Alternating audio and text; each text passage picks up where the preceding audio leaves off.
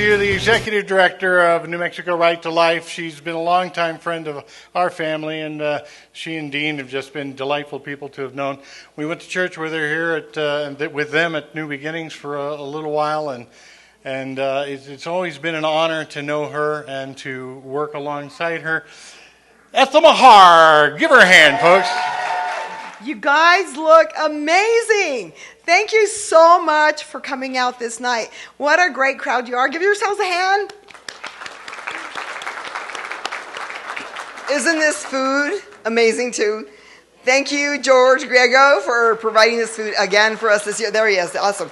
So you got to go have his pancakes tomorrow morning, though, okay? So don't forget that. All right. So we're going to briefly tell you about Right to Life and the things that we've been doing, because I think it's important to see from what we did last year to what we've done with how you helped us get all these projects done. So I do want to start out with praise and thanksgiving. First of all, to my pastor, who is the pastor of New Beginnings Church of God. And I just am eternally grateful for Pastor Richard. And he's been a little under the weather lately, so he just needs some rest, and he puts up with all of us, so I think that's why he needs some rest. But we're really glad to be here. So thank you, Pastor Richard, and Cindy is around here somewhere making sure everything's working right.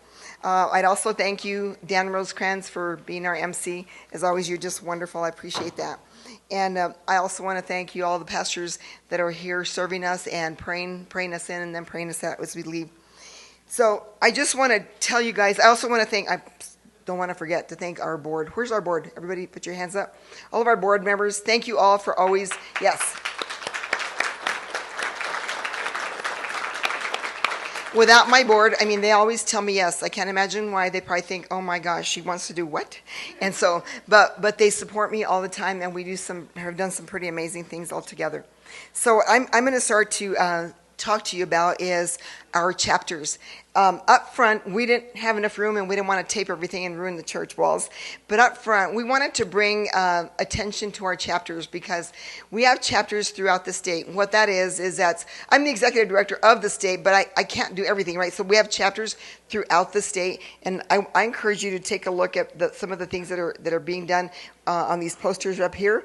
And they do outreach. They go and talk in their communities. Like, for example, Luna County has theirs. San Juan County has theirs. And San Juan County is probably one of the biggest counties that we have very, very active.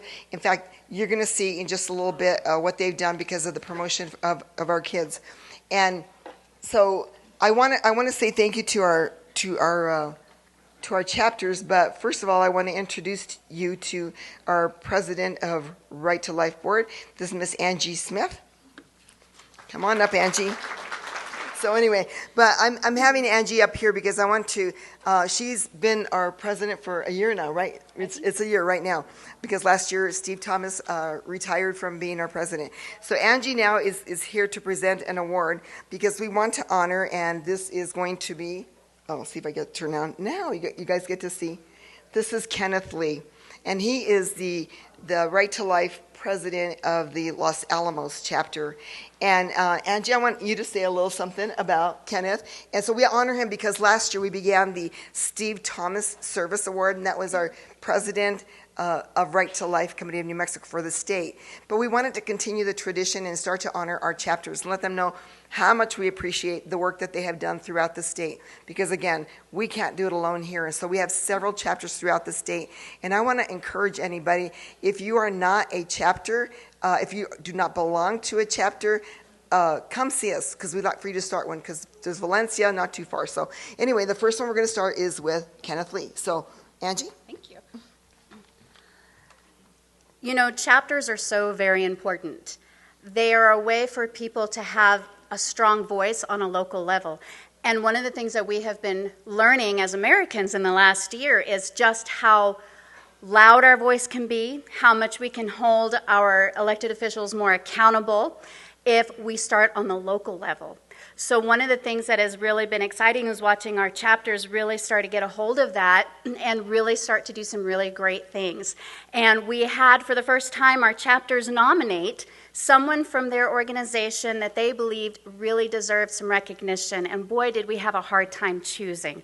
We had 5 or 6 out of our chapters send one, and they were all really great, but the one that we went with was Mr. Kenley.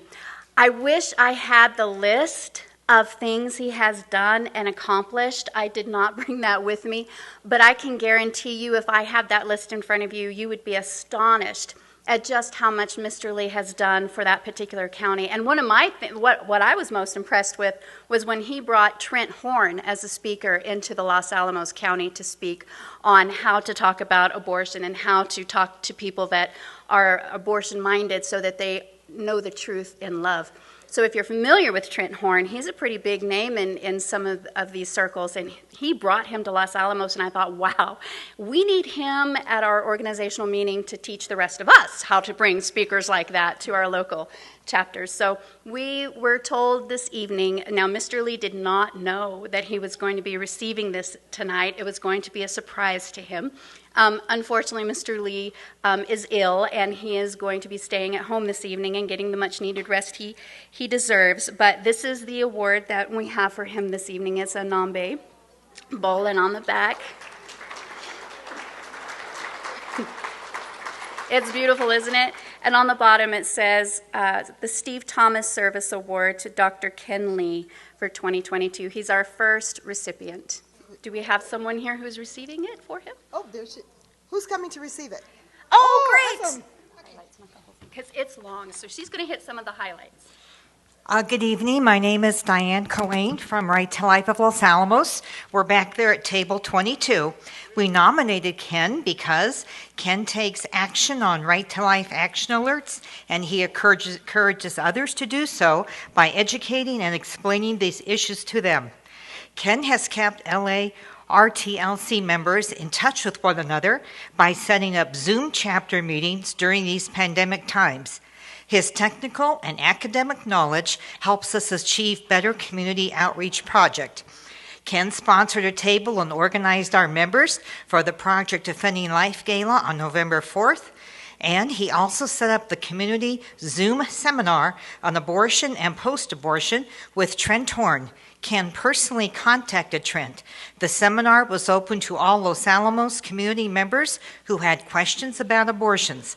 One of our members posted it on her Facebook page, and one of her friends from out of state participated.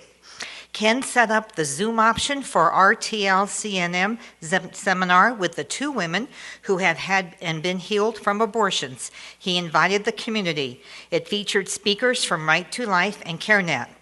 When the New Mexico legislature was debating whether or not to pass assisted suicide legislation, Ken coordinated and set up Kevin Dunn's Fatal Flaws in a church hall to inform our community about euthanasia and to explain how New Mexico was trying to pass an assisted suicide bill. Sadly, the New Mexico legislature was successful in passing such a bill. Last spring, Ken coordinated, advertised, and set up the Zoom option for the community to virtually attend the RTLCNM Gala and fundraiser with guest speaker Patricia Sandoval. Ken and his wife Elise have attended National Right to Life conferences and have donated many pro-life materials and books, as well as donating funds to pro-life events. Ken has supported many pro-life pregnancy centers and has donated for purchases of ultrasound machines. Ken himself has completed many ultrasound tech courses and shared expertise in providing support and startup action for Stork Mobile Services at Hope Pregnancy Center in Los Alamos. Ken and his wife Elise have attended the March for Life in Santa Fe, and they have also prayed with us outside abortion clinics. The Los Alamos Right to Life Committee feels a great appreciation for all the outstanding work Ken has done to help us spread the pro-life mission in Los Alamos community and the Right to Life Committee of New Mexico's mission in our state. And this is why we nominated him. We can see why. Thank you. Thank you so much. Thank you. Okay, so we are going to move on, and we don't have a slide for the next, but Angie's going to be up here with me because every year San Juan County, probably our busiest county chapter, what they do is they they put on a contest. You guys got me distracted here. Every year, and as you see, all the artwork that the kids have done is on the wall. And today, we're going to have a surprise here because we want to present to you the winners of these art contests. And we have here, for the elementary school, we have, she doesn't even know this, Lila Johansson. She's the first place winner. And this is her very own sign. Yay!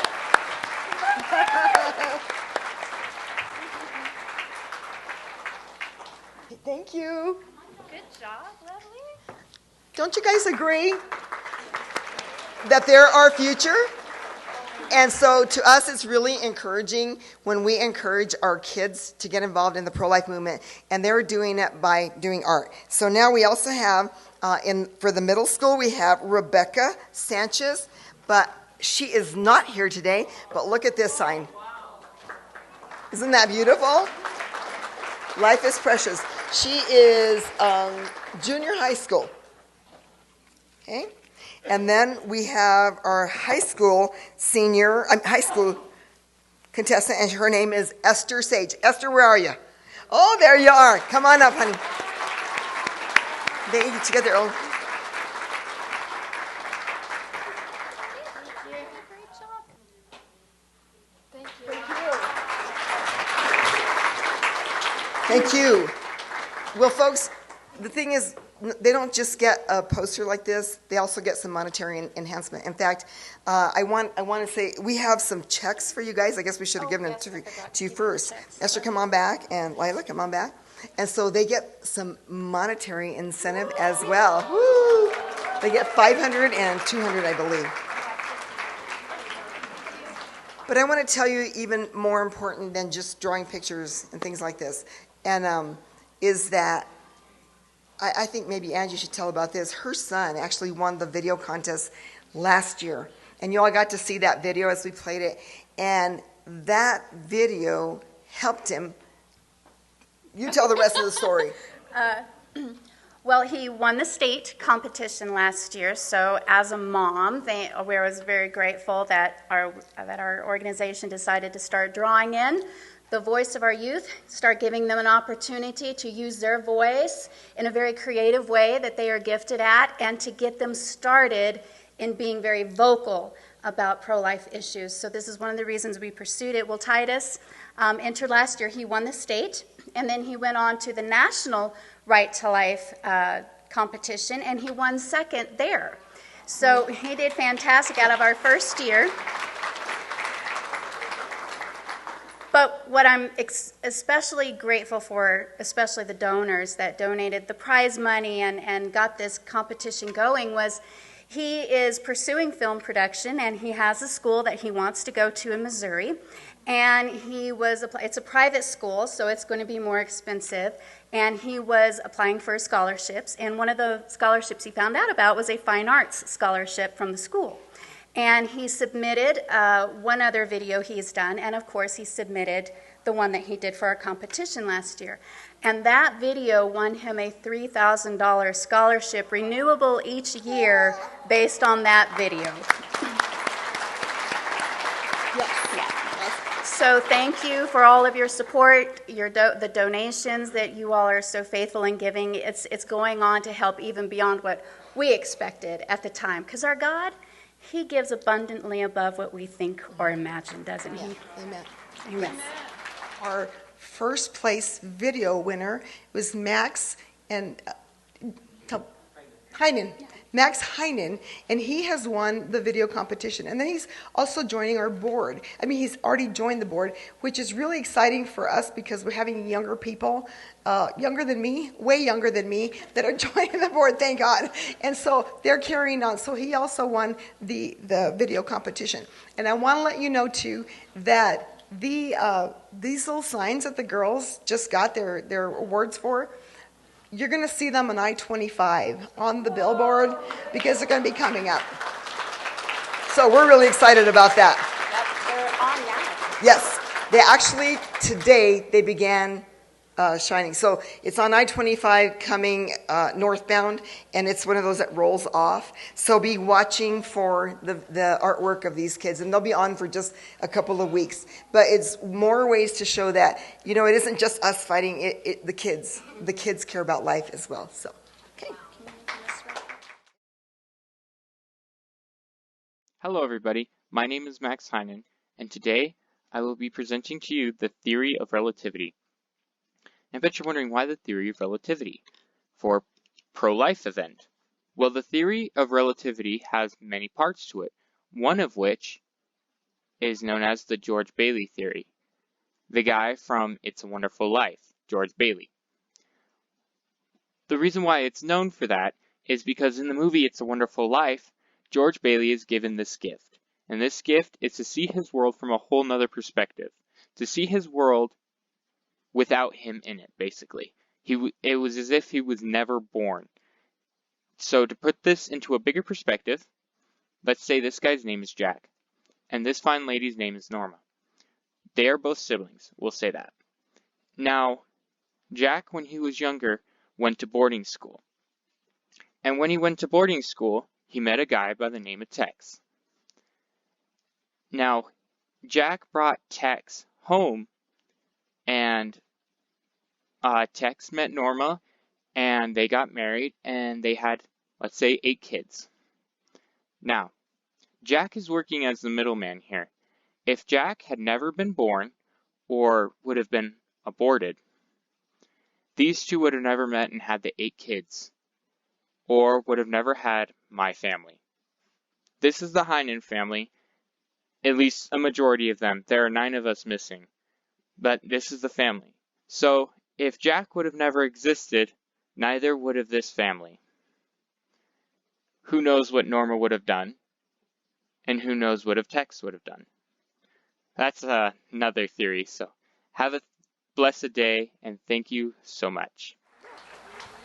If you all noticed, you should have had one of these stickers that says Curious on it. Speaking of our young man that won the video contest, this is something he came to the board about long before he was a member of our board, and he said, hey, have you ever thought about doing a sticker that has a QR code? Because kids nowadays, they want to scan every QR code they see. And so we began thinking about it, and we thought, well, why don't we connect our QR code to Live Action's Lila Rose's Olivia's story, which is a 3-day animation that explains all the things that happen from conception until birth, so that it's the fetal development. So our hope is that young people will scan this and they'll look at it and they'll say, that's a baby early on. Yeah, and they get their fingernails when, and they get their eye color when, and they can hear mama's voice when. Mm-hmm. That's a baby. Yes. And it will make a long-term impression. So again, your donations are going towards our efforts in educating our community. And our young man, he got all the stickers done, did all of the design. He did an amazing job. I wish he was here for us to thank him properly. Yes. But please take this and find a place where you can post this in anywhere. I might get permission first wherever you think of putting it, but but we're going to get good response out of these, I know. Let me explain how it works, though, for those of you that are not techie, like I'm not. Turn your camera on, your phone, and all you do is point it to that little QR code, and it'll pop up, and you'll see the story. All right, just that easy. Only a kid could have come up with that, right? so there you go. So that's it. Do you want me to take everything? That's it. Thank you. Thank you. Give her a hand. Thank you, Madam President. The next thing that we're going to show about some of the things that we did last year, because I think that you all, I want to go ahead and highlight what we've done last year, and that was our Billboard campaign. Remember that? Remember I told you that Walmart took 16 years to come up with their perfect little star logo? Why? Because it was important to get it just right. So we came up with many. In fact, thank you, Brian. This is Brian Seitz. Thank him for, yay, Brian. Brian has been my right-hand person, and I'm so thankful for him. But we have to create these billboards, and I'm going to show these billboards right now. Thanks to you all, You have made this possible. We've had billboards, and what they are, that one that this contest winner is going to be showing on is right as you're coming I-25, right by Lomas, right basically as you're getting off to have an abortion. That was a God thing, guys, because we just said we wanted it put in Albuquerque, and that's where it ended up in. So I want to share, make sure I don't mess up. What am I doing? Oh, what did I do wrong, David? Okay, somebody's smarter than me. I have to work this thing. Okay, this is the first one that we got up. Remember I told you guys? How'd you guys like that? And boy, did we get in a heap of trouble over that one. And I was so excited. Because I tell you what, I got called from KRQE News. I got called from the AP. And then, let me see who else. The Daily Beast from New York called me. And I even got a call from the Washington Post. Woohoo! Okay, and that was because he was in uniform. And you're not supposed to do that. And I said, I know what I'm doing. And I rightfully took that picture. Right, so we posted that, and so we were so excited when we got that because we got so much publicity. It went not just here in Albuquerque, but all over the nation. Yes! Yep. So that actually is Officer Hollis, as you see. He's with Caden's Bureau, who happens to be my little granddaughter who has Down syndrome, and then his little baby Hope that he adopted after he'd found the girl with that was hooked on crack or something. So anyway, and they adopted. Okay, the next thing we did is this. We went and staked our claim. Boom. We got our shovels and we just dug into that ground and we said, you know what? We're taking back what's been taken from us. So that's what we did there right at the base of that. So you see it actually played. Then these, I'm just going to quickly show you. These are some of the billboards that you if you haven't seen, but these are the ones that have played up there. This one, me, still me. And then it also has a yo, y todavía yo. It has them in Spanish as well. And heroes fight for all lives. Isn't that cute? Unplanned maybe, unwanted never. And then we got the dads in there. Dads matter. Yay! Come on, give it a hand for dads. Yay! And look at that. I'm glad we chose life. Aren't those beautiful, you guys? And then, okay, let's stay on a happy note for a minute. Then, this last year, as you know, we not only have abortion up to the day of delivery, we now get to have assisted suicide. Now, ain't that grand? That was a sad day in this state when this happened. All right, and let me tell you what, this is the promotion of their ads, not ours. Okay, this is, I live life on my terms. Isn't that so powerful? Because, and it's called compassionate choices. Well, I would argue with them and say compassion means walking alongside people until they, pass. And so, but they always are very good at wordsmithing. Okay, that's why Walmart used what they did. Everything's perfectly, like, it's about choice. It's about a woman's right. Now it's about choices. And you know what, folks? Because of this, I remember there was one woman in Santa Fe chose to exercise her option to choose end of life. That day, all I could do was cry. Then I watch and look in the paper, and I see that our governor and her friends are out there celebrating that someone took advantage of this wonderful law. Well, I'm like, I don't think so. That's our answer. Life is a beautiful choice. And so that's one of the billboards that was playing. So we're fighting back. And I know that people say, oh, billboards, you know what? But you know what? These billboards have made such news. I want to tell you, not just Officer Hollis. We got a call from a gentleman in Arizona who had a gentleman in Canada, and they loved our billboards so much that they're like, we want to use your graphics. Can we? And I'm like, absolutely. You can take anything that you want, because in Canada, they're very well known. They're very, very liberal. And so they wanted our graphics. We said, here you go. You can have, and you know what? That's made possible by all of you. Because what you gave here, it goes all across the nation and into Canada. All right, so we're really excited about what's happened here. In fact, today, let me see what I've got here next. Okay, I'm not going to tell you about these. Well, I will. Yeah, I do. This one here ended up in Las Cruces area. Mi derecho favorito es el derecho de la vida. It's one in Spanish. It means my favorite right is life, because we had these cute little signs right here. And once again, we have some for you to take home. And they're wonderful. Everybody loves them. You can't argue with that, right? My favorite right is life. Well, let me tell you what happened with that little slogan right there. Today, just today, as we were wrapping up everything, we got a phone call, and they said, do you have stickers? Where I'm at in Florida, we want some of your stickers. We love your slogan. Can we get some? And we're like, absolutely. How many do you want? So we're going to see what we can do so that we can start move across the nation. So, folks, the work that has been started here didn't just stay here. It's gone everywhere. It's gone across the nation, and then we get to be called by the Washington Post, right? Isn't that fun? Yeah. So we're really excited about what is taking place here. And so, please, at the back, we have a couple cases of signs just like that. So please take one on your way out. And then we also have T-shirts. I'm moving along rather quickly, I know, because we're running just a tad behind. But I just want to tell you this. I've been in touch. Last year we featured Safe Haven baby boxes. I'm not going to talk about it because we have the founder right here. She's going to talk about that. But last year we had in our audience the gentleman who had started the fight in his community for 3 years, right? With his city council and trying to get them to approve the baby boxes. And this year, because of his efforts, and unfortunately, and I remember we're both crying that day when it happened, because of what happened in Hobbs when the girl tossed her baby in the trash, instantly it became a reality for him. And so I just want John Wickersham to stand up.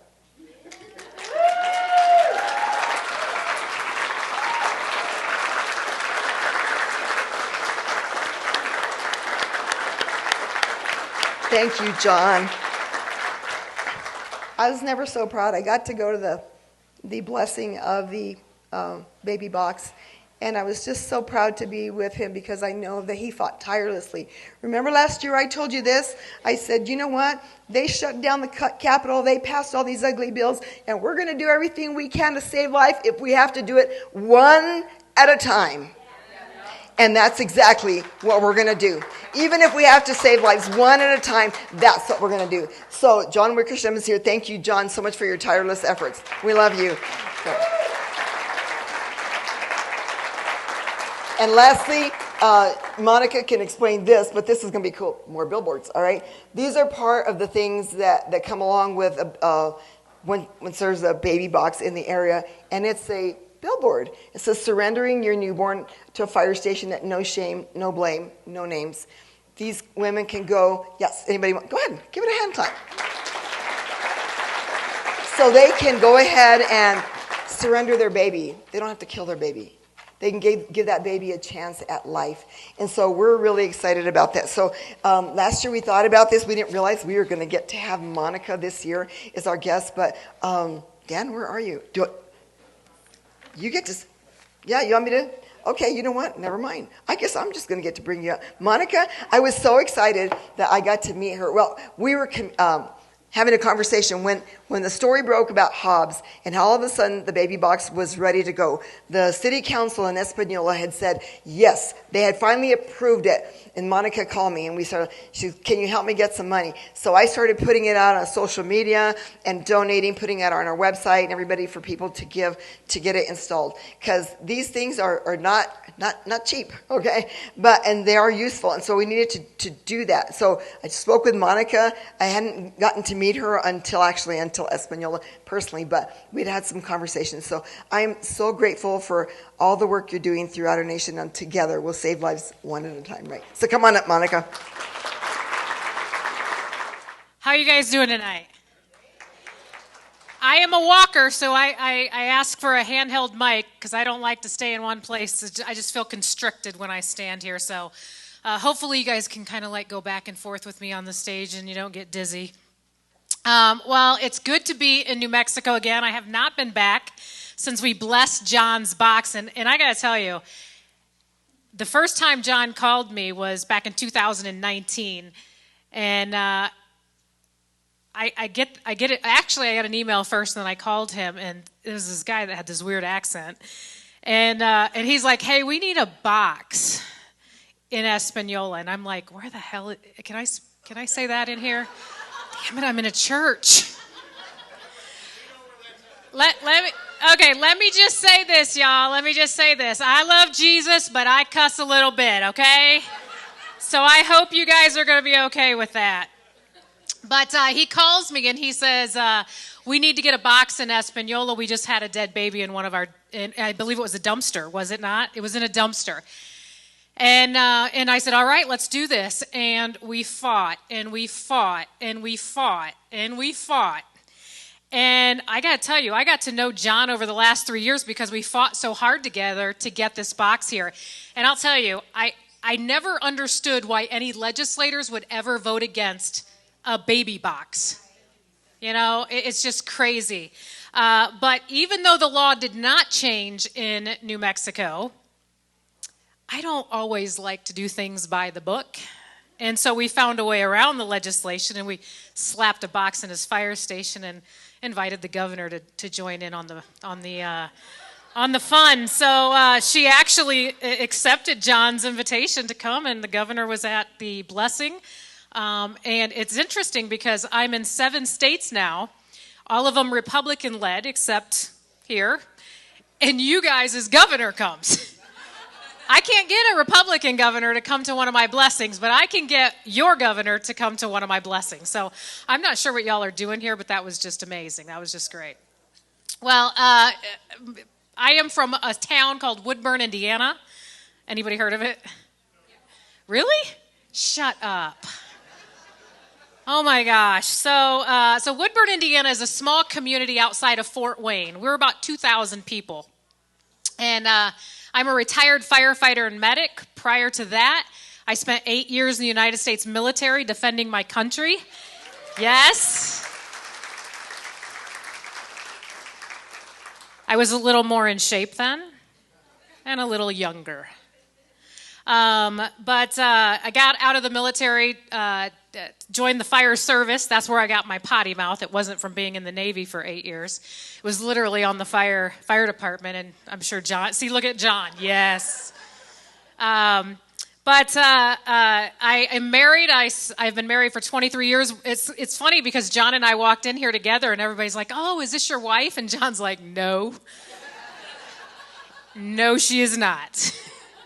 My husband is back home. He is running a city. He is the mayor of the city of Woodburn. So John so graciously accepted to drive me around New Mexico today and tomorrow. We're going to Portales tomorrow to speak, and I'm like, all right, well, I get to see New Mexico, and John goes, it's flat. I'm like, well, Indiana's flat. I wanted something better than flat. So tell you a little bit more about myself. I was adopted. I grew up with an amazing set of parents. My parents, when they adopted me, were told that my birth parents were young in love and couldn't care for me, so they placed me for adoption.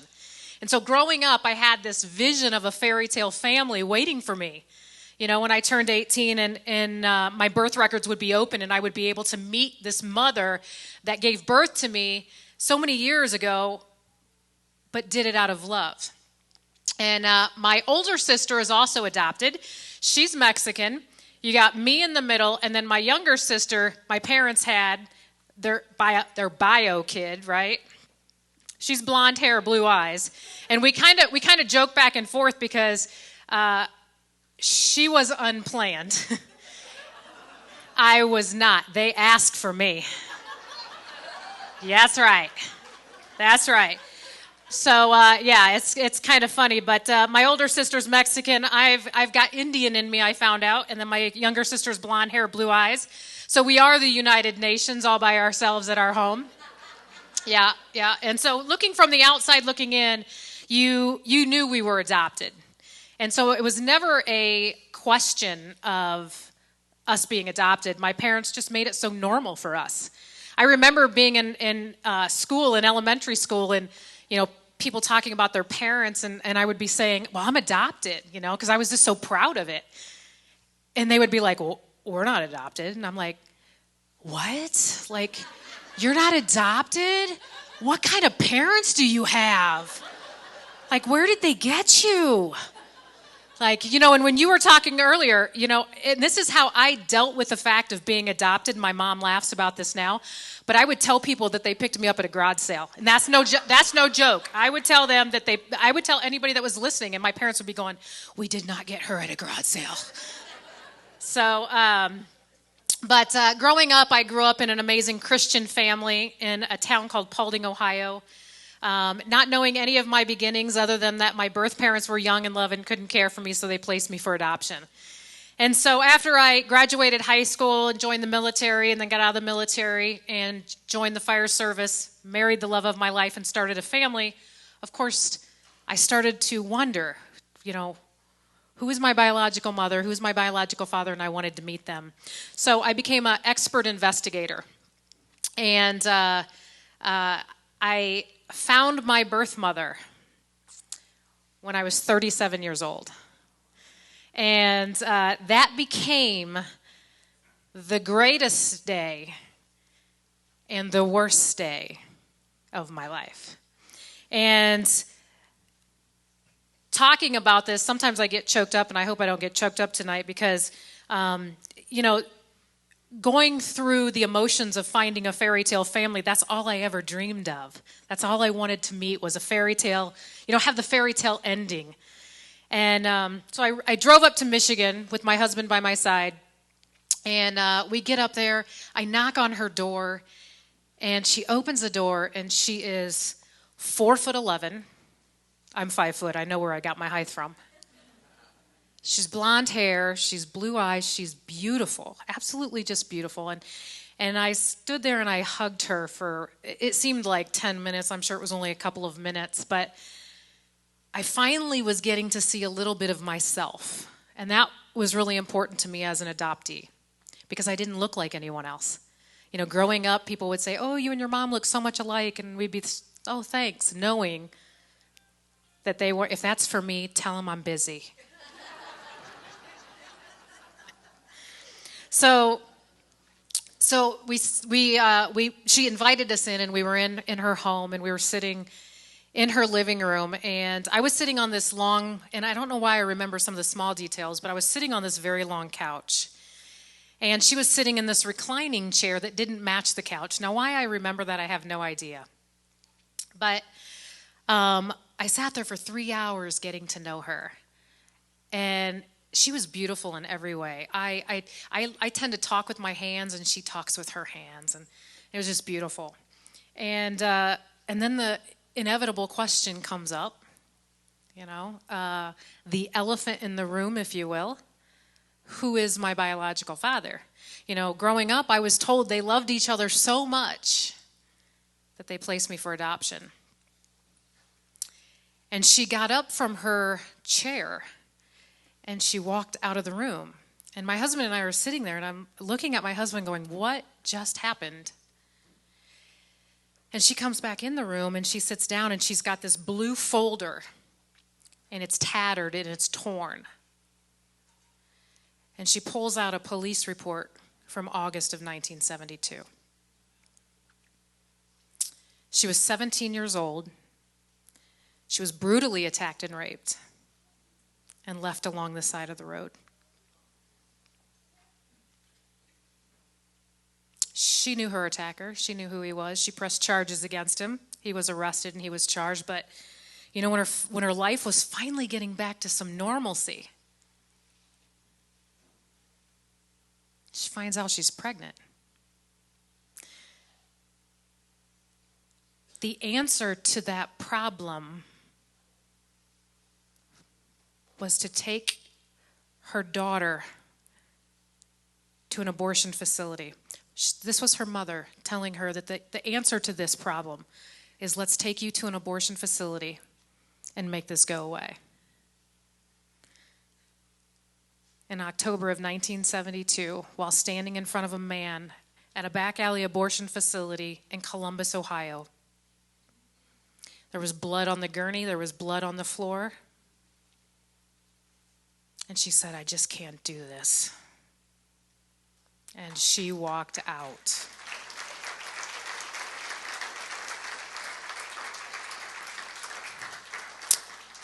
She was hidden for the remainder of the pregnancy, and then she gave birth in April of 1973 and abandoned her child. 2 hours after that child was born, my birth mother abandoned me. Now you kind of know the rest of the story of why I now save abandoned children. You know, my biological father is a rapist. I don't even know my ethnicity, but I am still a human being and I still have value, and my life isn't worth less than yours simply because of the way I was conceived. And let me just put this out there. I did not deserve the death penalty for the crime of my biological father.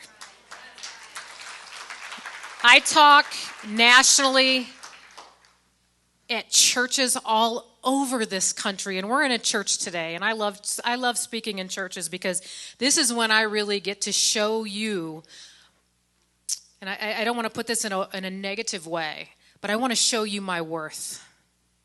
Because I think that's where we miss the boat when we're talking to a woman who has conceived a child out of rape. You know, and I get it. I speak in churches across this country, and I hear it in the church all the time where people say, I am pro-life,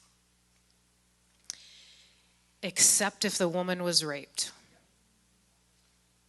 I hear this in the church, y'all. We are supposed to be the hands and feet of Christ. When we allocate for the killing of some, we are allocating for the killing of all. We really are.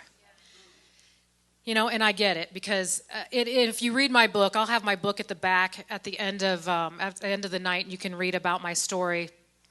But in my book, I talk about this because I was one of those people sitting in a church saying this. And I get it. You know, when a woman is brutally attacked and raped and left along the side of the road to die, what do we want to do for her? We don't want her to go through any more trauma. We don't want her to go through any more pain. This woman has to heal physically, emotionally, mentally, spiritually. You think killing her child's going to change any of that?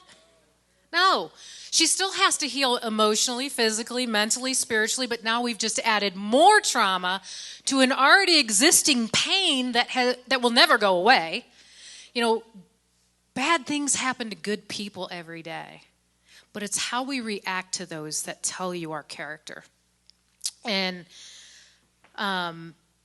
getting to meet my biological mother, though, gave me the empathy to be able to do what I do today. Because I understand the crisis so much better simply because of her story. After learning that, I went into a complete depression. My hair, I dyed my hair black. My worth went down. I didn't want to be this person. I didn't want to be the person that stood in front of people and said, my biological father is a rapist, and I don't even know my ethnicity. I mean, who wants to do that? My coping mechanisms was to get on the back of an ambulance every night of the week, and we worked 12-hour shifts on an ambulance. I was on the back of an ambulance every single night, because the more lives I saved, the more I felt worthy of living. And that is wrong, y'all. That is wrong. You know, for me, I just felt like my worth would go up when someone would say, thank you so much for saving such and such lives, or thank you so much for this. And it just made me feel like I was worthy again. But it was uncomfortable. And I had to turn back to my faith. And so, you guys probably don't know this from here, but in Indiana there was a state senator that was running for election that went in a debate. His name was Richard Murdoch. He went into a debate, and they were asked about rape and incest. and if he would support an exception for rape and incest. And he came back and said that he believed that a child conceived out of rape was made by God. But he changed a couple of the words around, and the media took it on a frenzy. And they said that he was basically stating that God wanted rape to happen. I mean, it was just a total horse crap. And so they asked me if I would do a video for him, because they knew I was from the state of Indiana, and this was the first time I ever put my story out there. But I did it because I believed in saving these kids. And so I was in Indianapolis making this video for him, and another person was there by the name of Pam Stenzel. I don't know if any of you guys know who she is. She's an amazing speaker, also conceived through rape. Her 15-year-old mother was in foster care. Yeah. We hit it off like you couldn't believe. 6 months later, she goes, Monica, I'm going to South Africa. Would you like to come with me, and we'll work on your speaking skills? I'm like, I mean, I love Jesus and I cuss a little bit, but okay, right? Sometimes my language can get a little bad, I'm not going to lie. And so I decided to take that trip 6 months later to Cape Town, South Africa, still dealing with the devastation that I had just learned. We spoke 14 times in 16 days. It was not a vacation. But while in Cape Town, South Africa, I was standing at a church where there was a baby safe. Now, there are hundreds of churches in Cape Town, South Africa, but only one of them has a baby safe. I think Christ knew exactly where I needed to be that day. And so as I'm walking in this church and I see this baby safe on the wall, I'm like, what is that and what is it used for? Now, as first responders, we know that there's a safe haven law. We know that a woman can walk into any fire station today or any hospital today, hand us their newborn, turn around and walk away, no questions asked. We know that's the law. I knew that, but I had never seen anything like this before. And so I was asking them, what is this and what is it used for? And they said, well, women come at night and they drop their baby off so no one sees them. They are not shamed. They're not judged. There's no names. And I'm like, shut the front door. Like, does this really work? They had saved 7 babies that year in one church baby box. And so I couldn't get it out of my mind. And so on the flight back from Cape Town, South Africa to Atlanta, Georgia, on a Delta napkin, and this is no lie, y'all, every good story starts on a Delta napkin, does it not? I still have this Delta napkin as well. I hand drew my version of the baby box on a Delta napkin that day, and I came back to America, and I'm like, I don't know what I'm doing, but Lord, if this is what you want me to do, I'll do it, but I don't know what I'm supposed to be doing. So I took this Delta napkin to a builder in Fort Wayne, Indiana. You guys are going to love this. I said, I want you to build me a baby box. He goes, oh, what? I said, a baby box. I'm going to put these boxes in fire stations. I'm going to save some babies. He goes, have you lost your ever-loving mind? I said, no. And he goes, well, you know what, Monica, I like you. I'll build you a prototype for $700.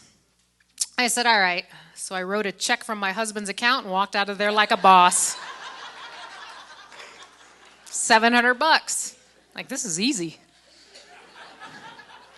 Then I had to go to a legislator, right? Now, these are the hard guys. So I go to this, and this legislator in Fort Wayne is about as tall as I am. So I was like looking him in the eye, like, I need you. I need you to do this for me.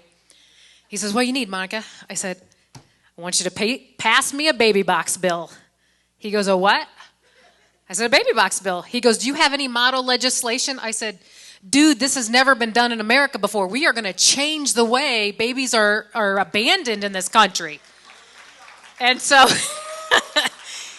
And so he's like, well, what are you going to do with these baby boxes? Where are you going to put them? And I said, I'm going to put them at fire stations and maybe some hospitals, and I guess whoever will let me put them in their fire station. He goes, so let me get this right. You want me to pass you a law so you can cut a hole in a $7.3 million firehouse and stick one of your boxes in it? I said, you bet your ass I do. It's exactly what I want you to do. And he goes, okay. And, the hardest part for me was getting people to understand that putting a baby in a box is a good thing when the dumpster is the alternative. And you guys know this better than anyone from this state right now. I mean, it was on national television why we fight so hard to keep babies out of dumpsters. That little guy's lucky to be alive. But 150 babies every year are not as lucky. We're finding a baby every 3 days in America. Every 3 days in America. This is deceased. Don't clap. Cut that off. So 150, about every 3 days in America, we are finding a dead baby in a dumpster. On our watch. We focus a lot on what's right in front of us and what we see right in front of us. But if it's not happening in our backyard and we're not seeing it, it's not there.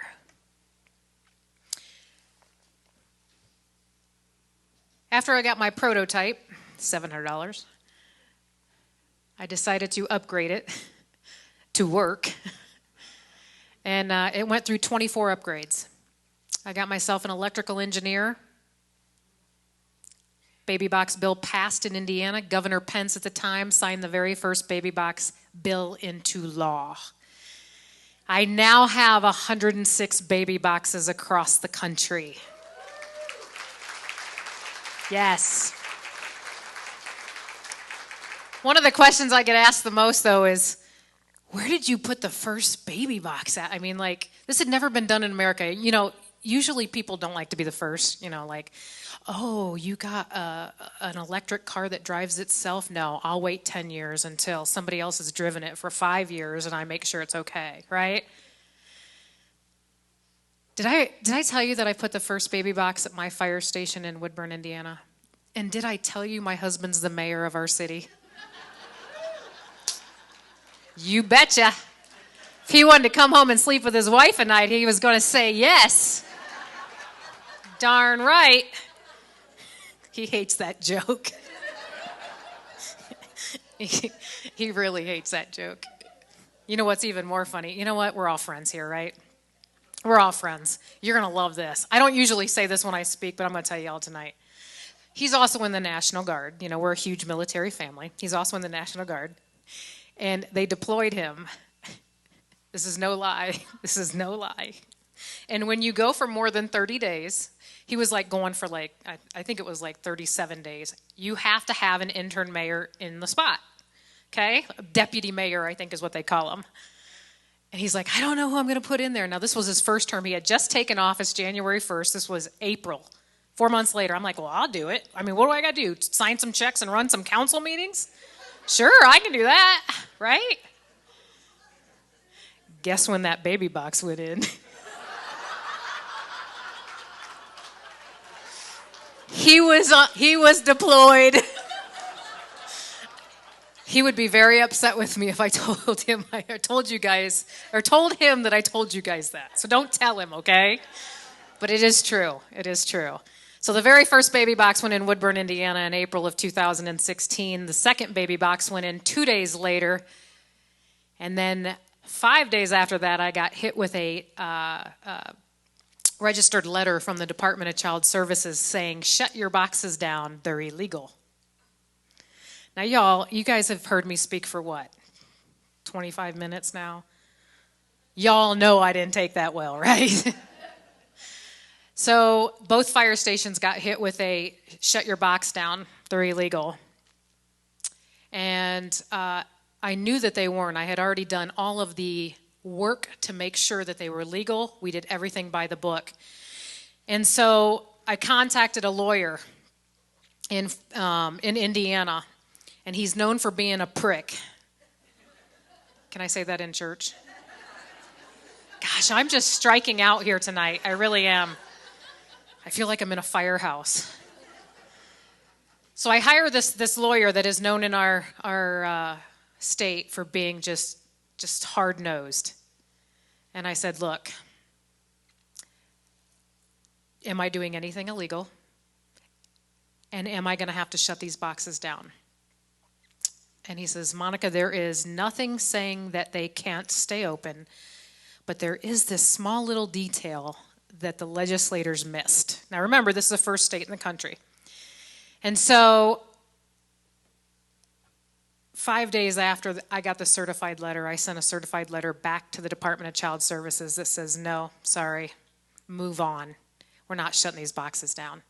And so I then entailed a month of fighting back and forth with the Department of Child Services, but to this day, these boxes have never been shut down.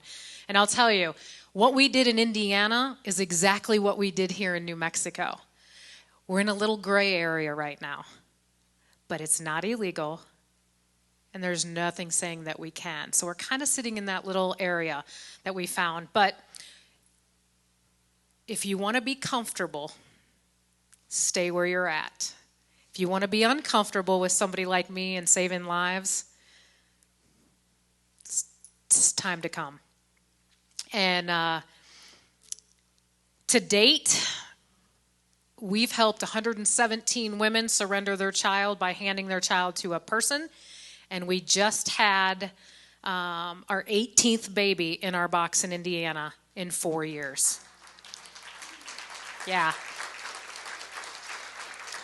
The month of April is a record month for Safe Haven baby boxes. You want to know how many babies we've had just in the month of April? 6. That is 6 lives that were not found in a dumpster, were not found in a trash can, that is going to find a forever home and live happily ever after.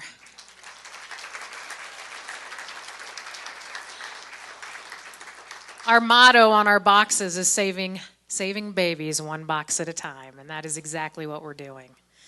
So, but after we started installing baby boxes, I know most of you guys here, besides John, have probably never seen a baby box. So I'm just going to give you just a quick overview of what it does, because again, I mean, you should have heard people when I was walking in going, hey, I want you to build me a baby box. What do you mean we're putting babies in boxes? So this is an electronically monitored box, and basically we cut a hole in the side of a firehouse, and we slide this box from the outside in. This is literally a window into the firehouse. The outside door is alarm activated, so when mom opens that outside door, a call is going to 911. She doesn't have to do anything. All she has to do is open the door. When baby's placed inside the baby box, there's a second alarm that goes off. It's not connected to the door. So if the door alarm fails, we have another one inside the box that's going to go off. Now when mom shuts that outside door, that door locks. No one can come and take this child from this box. That baby can only be retrieved from the inside of the firehouse. Average time, and John has and he's got it on his phone if anybody wants to see it. I have my firehouse on my phone. He's got his firehouse on his phone. We have cameras inside some of the boxes, where if we pull up our phone and click on this app, I can see inside my box right now from New Mexico. So it's very electronically advanced. It's heated, it's cooled, and if it ever loses power, it also sends another signal saying that the box is without power. We have never had a fail, ever, and we're not about to start. We take safety precautions very, very seriously. And average time for babies in our boxes, you guys are going to love this. Average time, we've had them less, we've had a little more, is 2 minutes. 2 minutes. That's awesome. That is a good day. This past 14 days, 2 babies in the very same box 9 days apart in the state of Indiana. In Carmel, Indiana. Now, if anybody knows anything about Indiana, Carmel is the most financially, I don't know, that's where the money's at. Let's put it that way. They are known for having money. And they've had 2 babies in their boxes. Whoosh, there goes your stereotypes, right? Oh, my kids would never do that. Oh, yes, they will. You know, you never know when a woman is in crisis what she will do. But if you give her options, she'll make the best option for her and a safe option. What we offer is no shame, no blame, and no names. We give anonymity at our boxes. Now, some women will still walk into a fire station or a hospital and surrender their child to a person, and we still want that. But we put boxes in for the New Mexico, the Hobbs girl. She would have been a perfect candidate for a baby box. She really would have. That is the clientele that we go after. Now, I don't know, I think I'm running out of time. I want to end with this because in my book, I talk about scripture a lot. That has been something that my parents instilled in me, and when I lost my faith and my worth, that's what directed me back. And I get up here and I talk, and a lot of people tell me how well I carry myself. It is uncomfortable to stand up here and tell you who I am. I embrace it now because I've accepted it, but it's still my worth. Sometimes when I get up here, it's uncomfortable for me to talk about who my biological father is. And being uncomfortable is uneasy, right? Being comfortable is easy. We all can be comfortable, and it's easy. I mean, you can sit there and be comfortable and live a happy life. Or you can be uncomfortable sometimes and do some amazing things out there. Because nothing happens good in your comfort zone. I'm going to tell you, it will not happen in your comfort zone. It will always happen when you least expect it and you're most uncomfortable. And there's a scripture in my book, and you guys might remember, might not, I hope you remember, about Peter and the disciples in the boat. You remember? Sea of Galilee, right? You got Peter in a boat. You got 11 disciples beside him. Rocky waves, right? I mean, there is a storm like you ain't ever seen it. And they are in this boat, and in the distance, what do they see? They see a man walking on water, right? They see this man walking on water, and you just know they're sitting there like, who is that? Like, rain is coming down, they're hanging onto the boat, they're staying in the boat because that is the safest place to be. And they said, if that is you, Jesus, tell us to come, right? Isn't that what he said? And what did Jesus say? Come, right? Now again, you got 11 disciples and you got Peter in a boat. There was a lot of people being comfortable in that boat. Was there not? Who was bold enough to be uncomfortable? One man. Peter. He got up, got out of a boat. Now, you know the boat huggers. I like to call these guys boat huggers because they were grabbing onto the boat. They were dear life, looking at Peter going, you are stupid. You are going to drown. This is crazy. Sit your butt down. This is the safest place for you to be. And Peter goes, no, I'm following Jesus. And he steps out of the boat and he starts walking on water. Now, we all know the story. You guys are probably saying, yeah, but he sank. He did sink, right? But why did he sink is the most important part. Why did he sink? He lost his sight on Jesus. He lost his faith. He was willing to be uncomfortable. He was willing to walk on water and give it a try because he had his eye on the prize. But that moment that he looked away, he started to sink. But Jesus picked him right up, and then he put his eye back on Jesus. You can be comfortable in the boat. You can. You'll probably make it to shore. Or you can get out and be Peter and change the lives of others with faith. Because every one of us has a job. Every one of us has a job. I don't know what your job is. I didn't know what my job was for a long time. But the minute that I started walking with Jesus again, because remember, I lost faith for a little while, but when I started walking with Jesus again and kept my eye on the prize, many lives have been saved because I got out of the boat.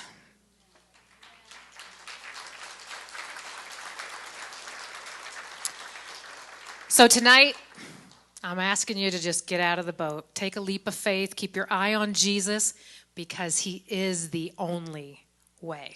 God bless you guys, and thank you guys so much for inviting me to New Mexico.